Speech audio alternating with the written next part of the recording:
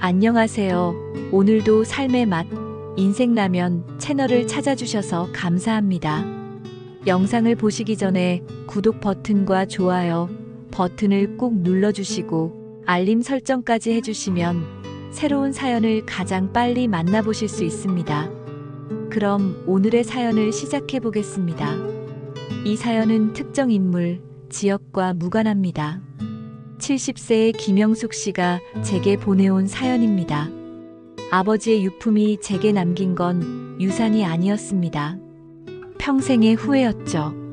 가을바람이 차갑게 불던 어느 날, 영숙 씨는 오랫동안 방치해뒀던 고향집 앞에 서 있었습니다. 정년 퇴직을 하고 남편을 먼저 보낸 지도 벌써 3년이 흘렀습니다. 혼자서는 도저히 감당할 수 없어 계속 미뤄왔던 고향집 정리를 드디어 시작하기로 마음먹었던 것입니다. 집안은 먼지가 수북이 쌓여 있었고 곳곳에 세월의 흔적이 고스란히 남아 있었습니다. 영숙 씨는 마스크를 쓰고 오랫동안 손길이 닿지 않았던 방들을 하나씩 둘러보기 시작했습니다. 아버지가 돌아가신 지도 벌써 20년이 넘었는데 이제야 이 집을 정리하게 되다니 영숙 씨의 마음속에는 복잡한 감정이 일었습니다. 교사로 평생을 살면서 늘 원칙과 정직함을 강조해왔던 그녀였지만 이 집에는 그런 자신을 무너뜨렸던 아픈 기억이 고스란히 남아있었던 것입니다. 영숙 씨가 아버지의 방을 정리하던 중 낡은 이삿짐 상자 하나가 눈에 띄었습니다. 상자를 열어보니 오래된 앨범과 서류들이 가지런히 정리되어 있었습니다. 그 중에서도 빛바랜 사진 한 장이 특히 그녀의 시선을 사로잡았습니다. 사진 속에는 젊은 시절의 영숙 씨와 함께 환하게 웃고 있는 한 여성이 있었습니다. 그리고 그 옆에는 영숙 씨의 아버지가 자애로운 미소를 지으며 서 있었습니다. 사진 뒤편에는 영숙 씨의 어린 글씨로 정희 언니와 아버지라고 적혀 있었습니다. 정희 언니. 영숙 씨는 그 이름을 조심스럽게 중얼거렸습니다. 40년 전 그녀의 가장 소중했던 친구였던 박정혜 씨의 이름이었습니다. 한때는 자매처럼 지냈던 둘도 없는 단짝이었지만 어떤 사건을 계기로 갑작스럽게 연락이 끊어진 사이였습니다. 그때 영숙 씨의 휴대폰이 울렸습니다. 며느리인 이미선 씨에게서 온 전화였습니다. 어머니, 혼자서 집 정리하고 계세요? 제가 도시락 싸서 갈게요. 혼자 하시기엔 너무 힘드실 것 같아서요. 아니야, 괜찮다. 내가 올 필요 없어. 어머니, 저도 도와드릴게요. 이런 걸 혼자 하시면 안 돼요. 영숙 씨는 평소 자신을 어려워한다고 생각했던 며느리의 예상치 못한 친절에 당황했습니다. 하지만 솔직히 혼자서는 감당하기 어려운 일이었기에 결국 미선 씨의 도움을 받기로 했습니다. 1시간 후 미선 씨가 따뜻한 도시락과 함께 나타났습니다. 어머니, 드세요. 밥은 드셔야죠. 고맙다. 내가 이렇게까지 해줄 줄은 몰랐어. 저희 엄마도 돌아가신 뒤에 혼자 계시는 아버지가 많이 외로워하셨거든요. 어머니 마음을 누구보다 잘 알아요. 미선 씨의 진심 어린 말에 영숙 씨의 마음이 조금씩 누그러졌습니다. 그동안 며느리가 자신을 차갑게 대한다고만 생각했었는데 사실은 서로를 이해하지 못했던 것일지도 모른다는 생각이 들었습니다. 두 사람이 함께 이삿짐을 정리하던 중 미선 씨가 먼지 쌓인 책갈피 하나를 발견했습니다.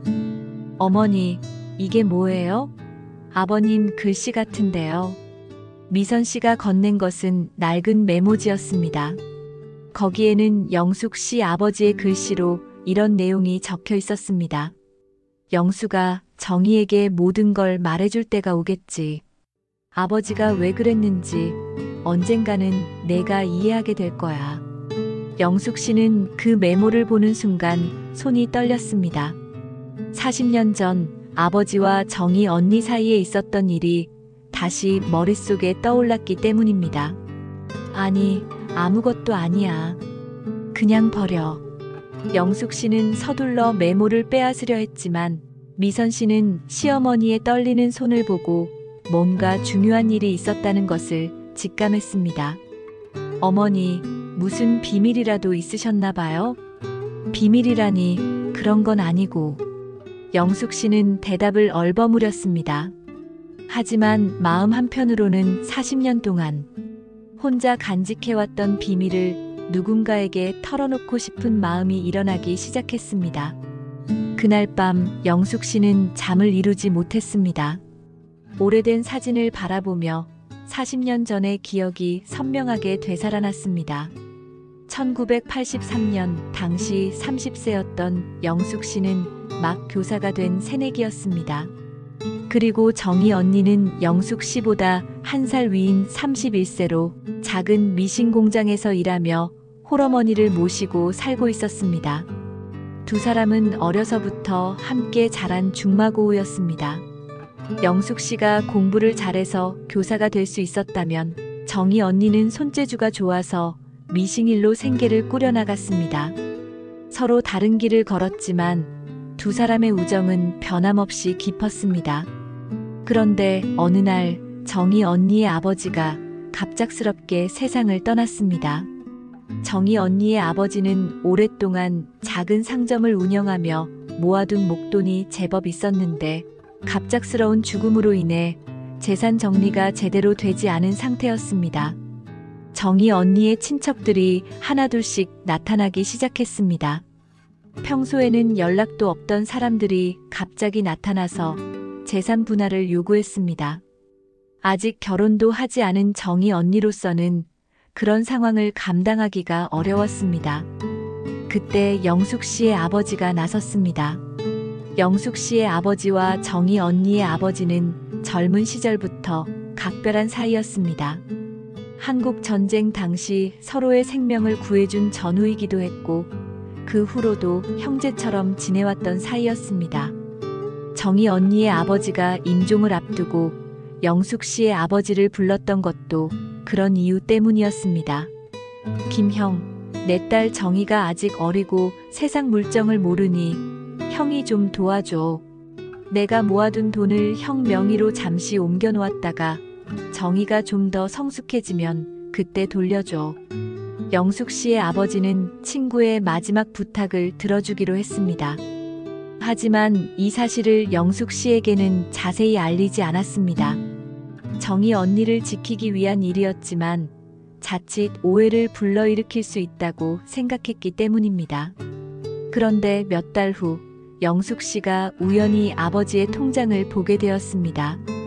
당시로서는 상상하기 힘든 거액의 돈이 정희 언니의 이름으로 입금되어 있었던 것입니다.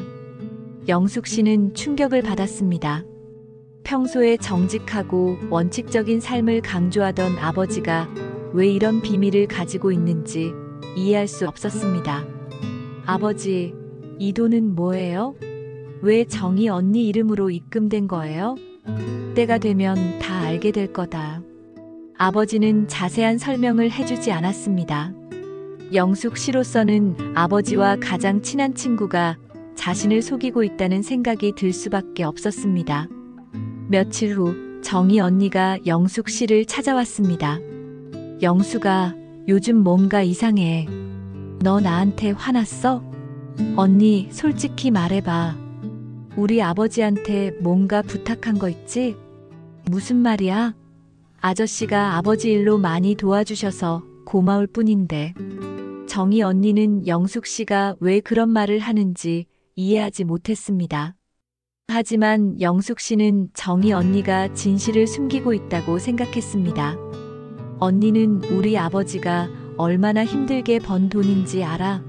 그런데 어떻게 그런 식으로 할 수 있어? 영숙아, 무슨 말을 하는 거야? 나는 정말 모르겠어. 결국 영숙 씨는 화를 내며 정희 언니와 절교를 선언했습니다. 언니, 이제 우리 만나지 말자. 나는 언니가 우리 아버지를 이용하는 것 같아서 견딜 수가 없어. 정희 언니는 눈물을 흘리며 마지막으로 손을 내밀었습니다. 영숙아, 제발 오해하지 마. 나는 정말로 아무것도 모르는데. 하지만 영숙 씨는 그 손을 뿌리쳤습니다. 그리고 그 순간이 두 사람의 마지막 만남이 되었습니다. 다음 날 아침 영숙 씨는 피곤한 몸을 이끌고 다시 고향집으로 향했습니다. 미선 씨도 일찍부터 와서 이삿짐 정리를 도와주었습니다. 어머니, 어젯밤에 잠 못 주무셨죠? 얼굴이 많이 피곤해 보이세요. 나이가 들어서 그런가 봐. 요즘 잠이 안 와. 실제로는 40년 전 기억 때문에 밤새 뒤척였지만 영숙 씨는 그 이야기를 하지 않았습니다. 그런데 오후쯤 되어서 영숙 씨의 사촌인 김성호 씨가 찾아왔습니다. 성호 씨는 60대 중반으로 평소에는 연락도 별로 없다가 영숙 씨가 고향집을 정리한다는 소식을 듣고 나타났습니다. 영숙아, 혼자 고생하고 있네. 내가 도와줄게. 오빠, 괜찮아요. 며느리가 도와주고 있으니까. 아니야, 이런 일은 가족이 해야지. 특히 재산 정리 같은 건 조심해야 해. 성호 씨는 유난히 재산 이야기를 강조했습니다. 큰아버지가 남기신 유언장 있지? 그거 공증받는 일 서둘러야 해. 이런 거 너무 오래 끌면 나중에 복잡해져. 오빠, 그런 건 천천히 해도 되는 거 아니에요? 아니야, 요즘 상속법이 복잡해져서 빨리 처리하는 게 좋아. 내가 아는 변호사 있으니까 소개해 줄게. 성호 씨의 과한 친절에 영숙 씨는 오히려 불편함을 느꼈습니다. 평소에는 안부 한 번 묻지 않던 사람이 갑자기 이렇게 나서는 이유를 알 수 없었기 때문입니다. 미선 씨도 성호 씨의 태도에서 뭔가 이상함을 느꼈습니다. 어머니, 저는 먼저 집에 가 있을게요. 내일 또 와서 도와드릴게요. 미선 씨가 돌아간 후 성호 씨는 더욱 적극적으로 영숙 씨를 설득했습니다. 영숙아, 큰아버지가 얼마나 많은 재산을 남기셨는지 알아? 이런 걸 혼자 관리하기엔 너무 벅찰 거야. 오빠, 저는 그런 거에 별로 관심 없어요. 그래도 자식들한테 물려줘야 할 거 아니야? 며느리한테도 좋은 일이고. 성호 씨는 계속해서 재산 정리를 서두르라고 재촉했습니다. 하지만 영숙 씨는 뭔가 석연치 않은 기분이 들었습니다. 며칠 후 영숙 씨는 혼자서 아버지의 서재를 정리하고 있었습니다. 아버지가 생전에 아꼈던 낡은 책들이 가득 꽂혀 있는 서재는 오랫동안 손길이 닿지 않아 먼지투성이었습니다. 영숙 씨가 책을 하나씩 꺼내서 정리하던 중 오래된 한시집 사이에서 낡은 편지 봉투가 떨어졌습니다. 봉투는 이미 누렇게 변해 있었고 겉면에는 정희에게라고 적혀 있었습니다. 영숙 씨는 가슴이 두근거렸습니다. 아버지가 정희 언니에게 쓰려고 했던 편지인 것 같았지만 봉투는 뜯어지지 않은 상태였습니다. 한참을 망설이다가 영숙 씨는 조심스럽게 편지를 열어보았습니다. 편지에는 아버지의 정성스러운 글씨로 이런 내용이 적혀 있었습니다. 정희야, 내 아버지가 마지막에 나에게 부탁한 일을 이제야 편지로 쓰게 되는구나. 사실 내 아버지의 유언장 사본을 내가 가지고 있다. 너를 위해 잠시 돈을 맡아둔 것이니 내가 좀 더 성숙해지면 모든 걸 돌려주려고 했는데 영숙이가 오해를 하고 있어서 걱정이다. 언젠가는 모든 진실을 말해줄 때가 올 것이다. 영숙 씨는 편지를 읽으며 온몸이 떨렸습니다. 40년 동안 자신이 얼마나 큰 오해를 하고 있었는지 깨닫기 시작했기 때문입니다. 하지만 아직도 확실하지 않았습니다. 정희 언니 아버지의 유언장 사본이 어디에 있는지 찾아야 했습니다. 영숙 씨는 서재를 더욱 꼼꼼히 뒤졌습니다. 그리고 아버지가 늘 중요한 서류를 보관하던 낡은 금고를 열어보았습니다. 금고 안에는 여러 가지 문서들이 들어 있었습니다. 그 중에서도 노란 봉투에 들어있는 서류가 눈에 띄었습니다. 봉투를 열어보니 1983년에 작성된 유언장 사본이었습니다. 내 딸 정희가 아직 나약하여 내 유산을 김 선생님께 맡기니 훗날 정희가 독립할 때 이 돈을 전달해 주시오. 유언장에는 정희 언니 아버지의 서명과 함께 이런 내용이 적혀 있었습니다. 그리고 그 아래에는 증인으로 영숙 씨 아버지의 서명도 있었습니다. 영숙 씨는 그 순간 무릎이 꺾였습니다. 40년 동안 자신이 얼마나 잘못 생각하고 있었는지 깨달았기 때문입니다. 아버지는 친구의 마지막 부탁을 들어주기 위해 정희 언니의 유산을 맡아둔 것이었습니다. 그런데 자신은 아버지가 돈에 현혹되었다고 생각했고 정희 언니가 아버지를 이용한다고 오해했던 것입니다. 그날 밤 영숙 씨는 밤새 울었습니다. 40년 동안 간직해왔던 분노와 원망이 모두 자신의 섣부른 판단에서 비롯된 것이었다는 사실을 받아들이기 어려웠습니다. 다음 날 아침 미선 씨가 평소보다 일찍 고향집에 나타났습니다. 시어머니의 얼굴이 많이 상해 있는 것을 보고 걱정이 되어 일찍 온 것이었습니다.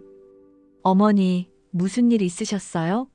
얼굴이 너무 안 좋아 보이세요. 영숙 씨는 더 이상 혼자 감당할 수 없었습니다. 며느리에게라도 이 이야기를 털어놓고 싶었습니다. 미선아, 사실 어머니가 평생 후회하고 있는 일이 하나 있어. 영숙 씨는 40년 전 정희 언니와의 일을 차근차근 미선 씨에게 털어놓았습니다. 어린 시절부터의 우정, 정희 언니 아버지의 갑작스러운 죽음, 통장을 보고 느꼈던 배신감, 그리고 절교까지의 모든 과정을 이야기했습니다. 미선 씨는 시어머니의 이야기를 끝까지 들어주었습니다. 어머니, 그럼 정희 언니는 아무 잘못이 없었던 거네요. 그래, 내가 다 잘못했어. 내 고집과 오만함 때문에 가장 소중한 친구를 잃었어. 어머니, 그럼 이제라도 정희 언니를 찾아가 보시는 게 어때요? 영숙 씨도 같은 생각이었습니다. 비록 40년이라는 시간이 흘렀지만 진실을 알게 된 이상 정희 언니에게 사과하고 싶었습니다. 하지만 정희 언니가 지금 어디서 뭘 하고 사는지도 모르는데. 어머니, 요즘은 찾는 방법이 많아요. 제가 도와드릴게요. 미선 씨의 도움으로 영숙 씨는 정희 언니의 소재를 파악할 수 있었습니다. 정희 언니는 현재 인근 도시에서 작은 식당을 운영하며 살고 있었습니다. 며칠 후 영숙 씨와 미선 씨는 함께 정희 언니의 식당을 찾아갔습니다. 작고 소담한 식당이었는데 간판에는 정인의 밥상이라고 적혀 있었습니다. 영숙 씨는 식당 앞에서 한참을 망설였습니다.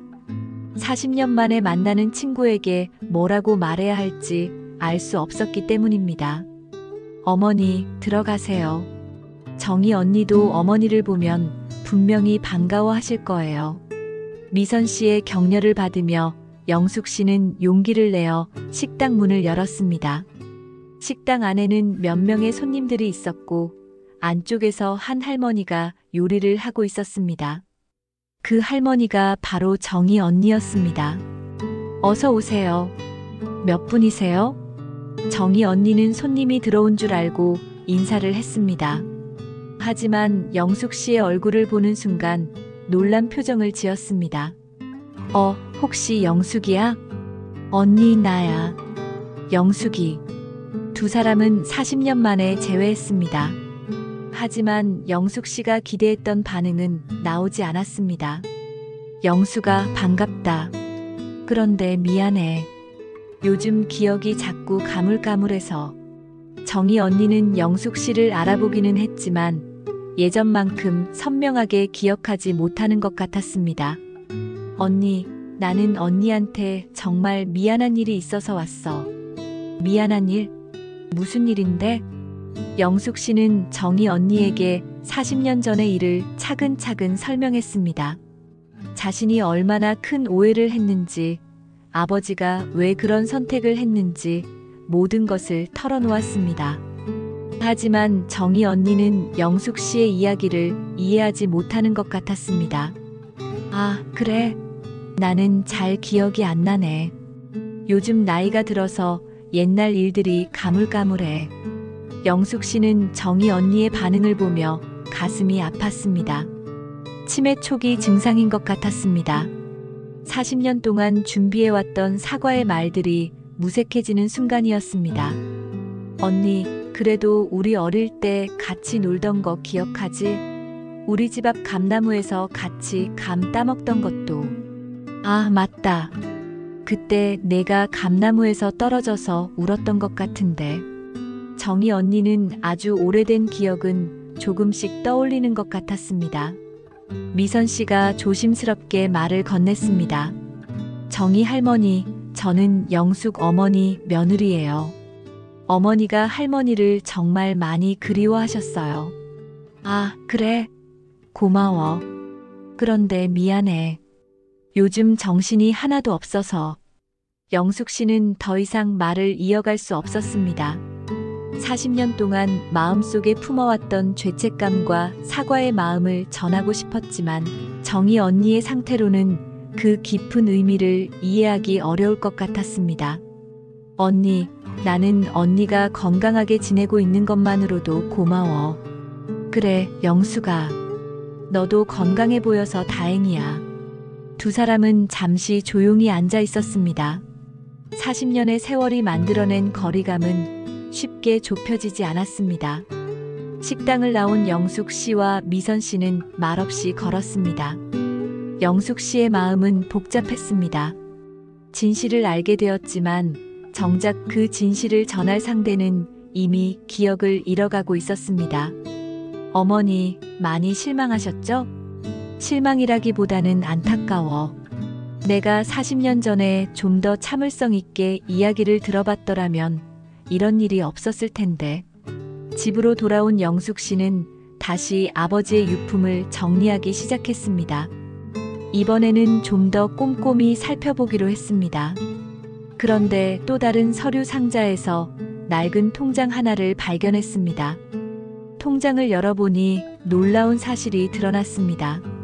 통장 명의는 분명히 정희 언니 이름이었지만 그 돈은 지금까지 한 번도 인출된 적이 없었습니다.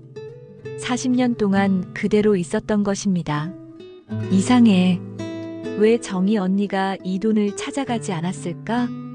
영숙 씨는 의문이 들었습니다. 만약 정희 언니가 그 돈의 존재를 알고 있었다면 식당 운영이 어려울 때 이 돈을 사용했을 텐데 왜 그러지 않았을까요?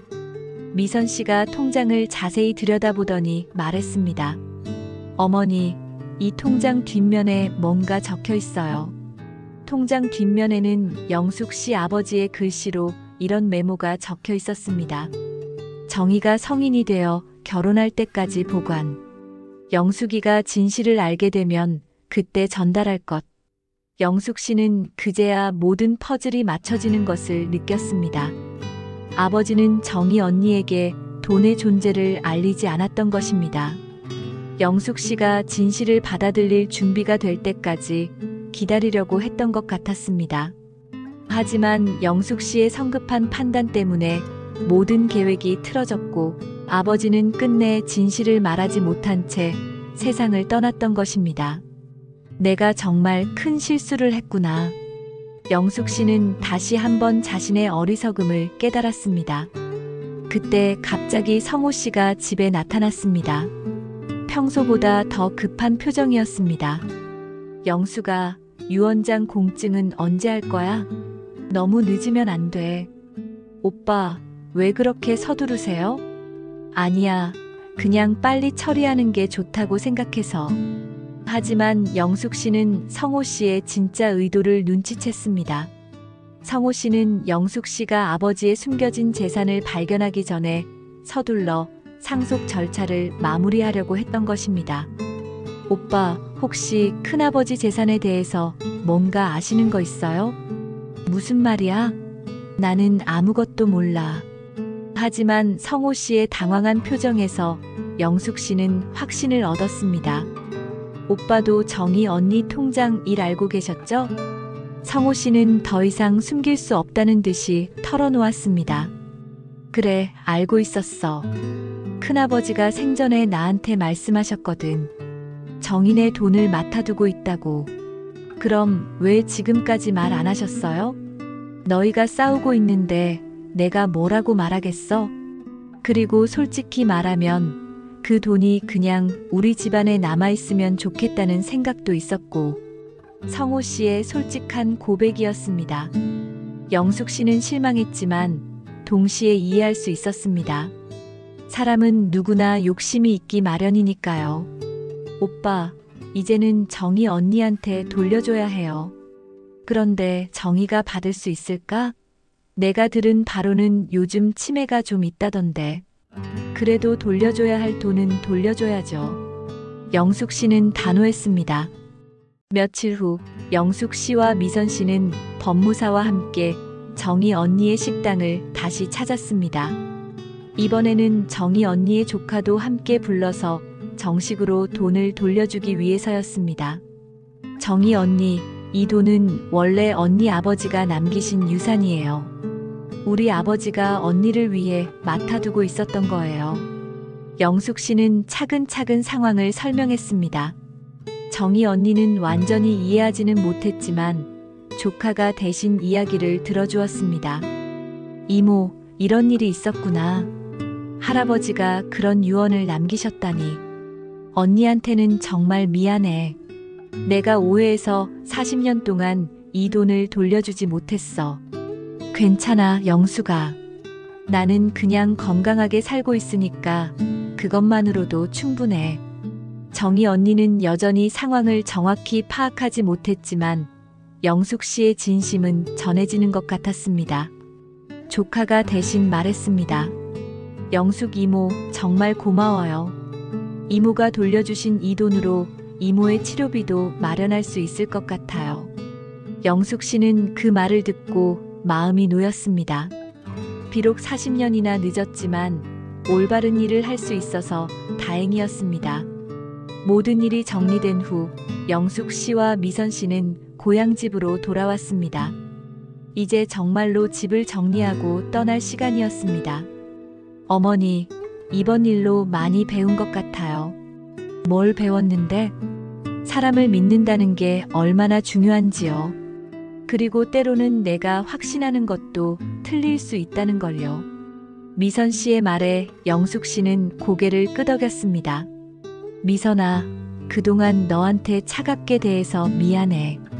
나는 내가 나를 어려워한다고만 생각했는데 사실은 내가 먼저 마음을 닫고 있었던 것 같아.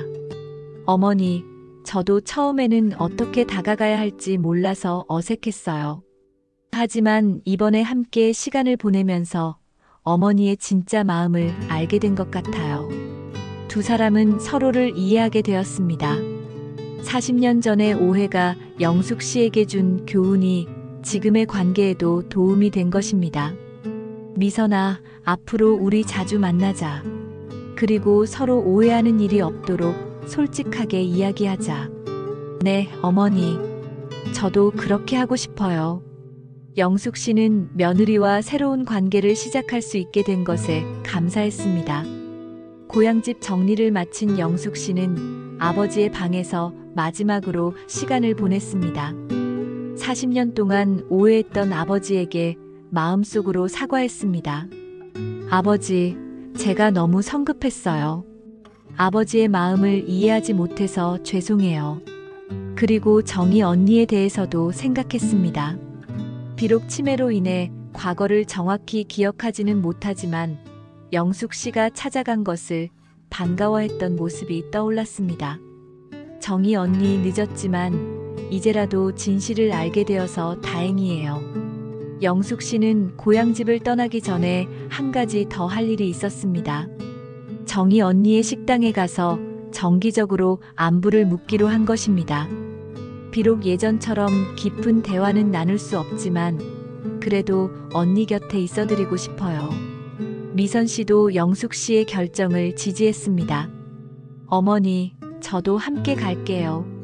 정희 할머니께서 외롭지 않으시도록 우리가 자주 찾아뵈어요.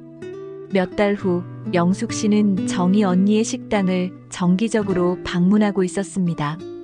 정희 언니의 치매는 조금씩 진행되고 있었지만 영숙 씨가 올 때마다 반가워했습니다. 영숙아, 왔구나. 네, 언니. 오늘은 미선이랑 함께 왔어요. 그래, 반가워. 정희 언니는 매번 영숙 씨를 처음 보는 것처럼 인사했지만 그래도 친근한 표정을 지었습니다. 영숙 씨는 정희 언니와 함께 앉아서 옛날 이야기를 들려주곤 했습니다. 정희 언니가 기억하지 못하더라도 상관없었습니다. 중요한 것은 함께 있는 시간 자체였습니다. 언니, 우리 어릴 때 함께 소풍 갔던 거 기억해요? 언니가 도시락을 깜빡해서 내 것을 나눠 먹었잖아요. 아, 그래. 내가 그랬나? 네, 그때 언니가 정말 고마워했어요. 영숙 씨는 행복했던 기억들만 골라서 이야기했습니다. 40년 전의 오해와 상처는 더 이상 중요하지 않았습니다. 정희 언니의 조카도 영숙 씨에게 고마워했습니다. 이모, 영숙 이모가 자주 오셔서 우리 이모가 많이 밝아지신 것 같아요. 아니에요. 오히려 제가 정희 언니한테서 위로를 받고 있어요. 영숙 씨에게는 정희 언니와 함께 보내는 시간이 40년 전의 죄책감을 조금씩 덜어주는 치유의 시간이었습니다. 어느 날 영숙 씨는 미선 씨와 함께 산책을 하며 이야기를 나누었습니다. 미선아, 나는 이번 일을 통해서 정말 많은 걸 깨달았어. 어떤 걸요, 어머니? 돈을 지키려다 사람을 잃었지만 이제라도 그 돈으로 사람을 지키고 싶다는 생각이 들어. 어머니의 그런 마음이 정희 할머니한테도 전해질 거예요. 영숙 씨는 정희 언니의 치료비를 지원하기로 했습니다. 돌려준 유산만으로는 부족할 수 있으니 자신의 돈도 보태서 정희 언니가 편안하게 치료받을 수 있도록 도우려고 했습니다. 내가 40년 전에 놓친 우정을 지금이라도 되찾고 싶어.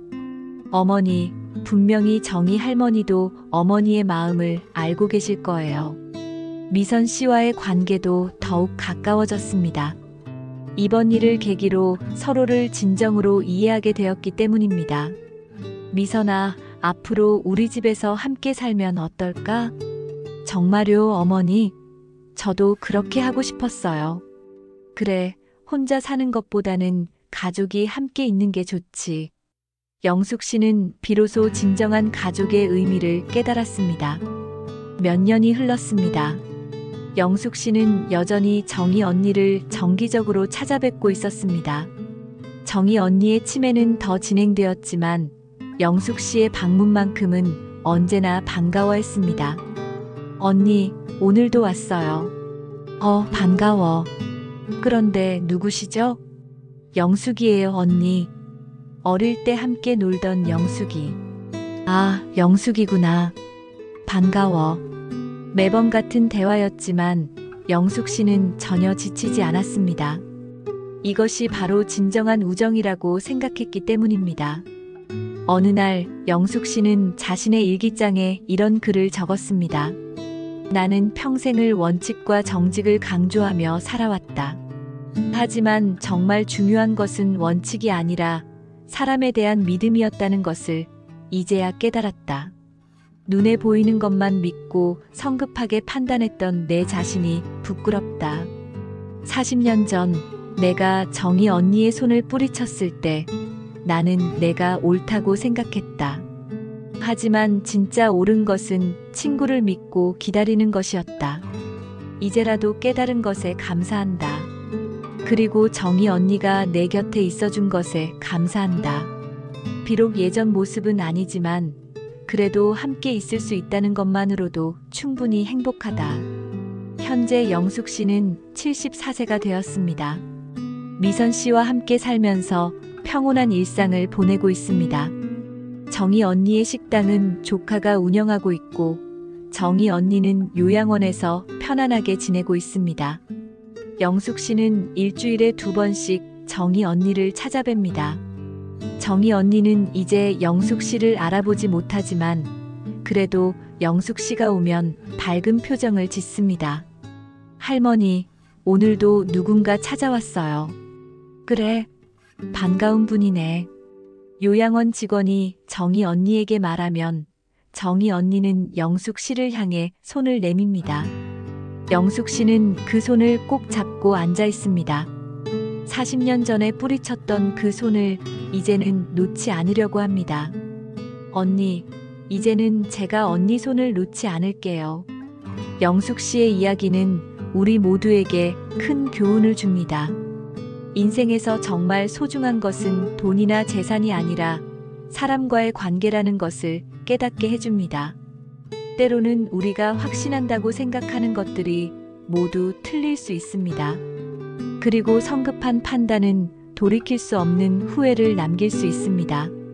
하지만 늦었다고 생각될 때도 포기하지 않는다면 새로운 시작은 언제나 가능합니다. 영숙 씨처럼 자신의 잘못을 인정하고 바로잡으려는 용기가 있다면 인생은 다시 아름다워질 수 있습니다.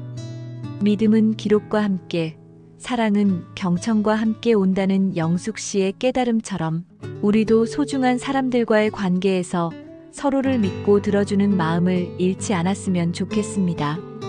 오늘의 사연이 여러분의 마음에 작은 울림이 되었기를 바랍니다. 혹시 여러분의 인생에도 놓쳐버린 오해나 화해하지 못한 관계가 있다면 용기를 내어 한 걸음 내딛어 보시기 바랍니다. 때로는 늦었다고 생각되는 순간이 진짜 시작일 수도 있으니까요. 이번 사연이 마음에 드셨다면 구독과 좋아요, 그리고 알림 설정 부탁드립니다. 댓글로 여러분의 생각과 경험도 들려주세요. 다음에도 더 좋은 사연으로 찾아뵙겠습니다. 감사합니다.